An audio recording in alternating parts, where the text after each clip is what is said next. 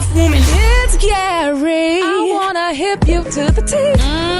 It's Gary, baby. Gary has the tea and the color today. What up, Gary? Good morning, Ricky. Good morning, America. Good morning to you. It's Thursday, a beautiful day in the neighborhood. And here's what's happening in celebrity news, y'all. Actress Gabrielle Union. She is speaking out. She's finally talking about that wonderful, or should I say that bad day when she got some shocking news. Now, she's talking about, she said, honey, when she heard and was told that not Gabrielle Union, her husband, Dwyane Wade, told her, y'all, that he was having a child with another woman back in 2013, she was devastated. Now, she said, quote, the experience of Dwyane having a baby so easily while I was unable to left my soul not just broken into pieces, but shattered into fine dust scattering in the wind. Now, in an excerpt from her upcoming book, honey, You Got Something Stronger, Miss Union wrote about, what it was like, y'all, when Dwyane told her that he was having a baby with another child. Now, the couple have publicly been together since 2009, and they got engaged back in December of 2013. Shortly afterward, it was reported, y'all, that Dwyane had just had a son, y'all, with another woman, honey. And they're saying back in 2013, before they were married, Dwyane, I guess they had a break baby, because people was calling it a break baby back at the time because they had separated for a little while. And while he was on break, honey, he decided to, have sex. Well, anyway, she said, to say, honey, I was devastated is to pick a word on a low shelf for convenience. She said, there are people, strangers I will never meet who have been upset that I have not previously talked about the trauma. She said, I have not had words, and even after untold amounts of therapy, she said, I'm not sure, honey, I have them now. She said that the experience especially hit her hard, and she had been diagnosed, y'all, with endomyosis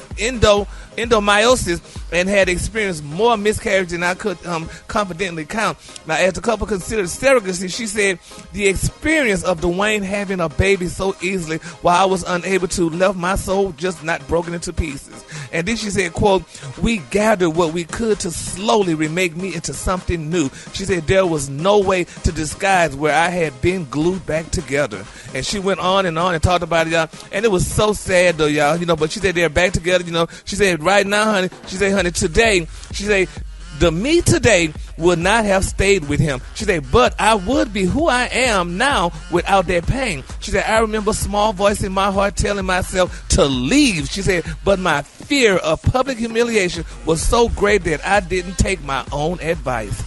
Isn't that sad? That's what a lot of women do. I mean, that is so sad. And she really wanted to leave him, but she stayed, though, honey, because of public humiliation, honey. And, they look like they're working it out now, though, but I don't know, honey. Yes, because people get shamed when they break up, they get shamed and made it look like they failed. And then you're low-key scared to let the person that you love end up with somebody else even after they cheated. Even if you don't go to the one he cheated with, he going to end up with somebody else. And that's a double whammy. After you already heard from that. Now you got to deal with that. Be happy. If he really be happy with that person, they're going to eat you alive. Right. Yeah, but bless her soul, sweet Jesus. Well, honey, she's still with him, honey, and they have their child together, and it look like they seem to be happy. But I don't know. That's a hard pill, hard pill to swallow, though, honey. Because you look at that other woman with that break baby every now and then when you see her, honey, out in the public, and you realize, honey, that's your husband's child when y'all were together, honey. I don't know. It's a sad situation, but we're gonna keep them all lifted up in prayer, honey, and hopefully, they stay together, child.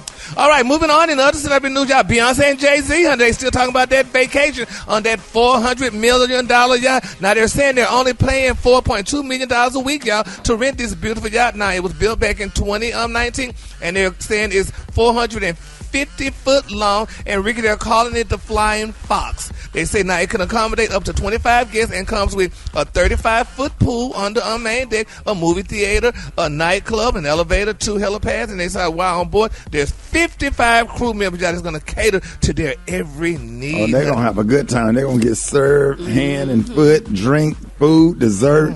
Then they roll out the sun pad and the jet skis and the dinghy boat. Take you to a small island. I watch Below Deck all the time. Gary, you ever watch Below Deck? I've seen it once. He's probably been Below Deck a few times. Have you ever been Below Deck? Yeah, I sure have. You part of the crew. Well, I'm glad you watch it, honey. At least I'm wondering what happened. Listen, Gary, you got to take your vacation. You make sure you go to Dick's and get you something to wear and sit down and watch Below Deck. I sure will. I'm going to take that into consideration, honey. Yes, I will. I'm going to do it. Sound like you jealous because that tugboat you got, honey. Ain't like but anyway, congratulations to Beyonce and Jay-Z, honey, and their beautiful yacht that they're renting, honey. All right, I'm going to go to the caller, child. The color today, honey, is one of my favorite colors. My color today is cashew. On the high end, you say cashew, and on the low end, you say beautiful tan. That's your color for today. Y'all give it up for Gary with the D. One time.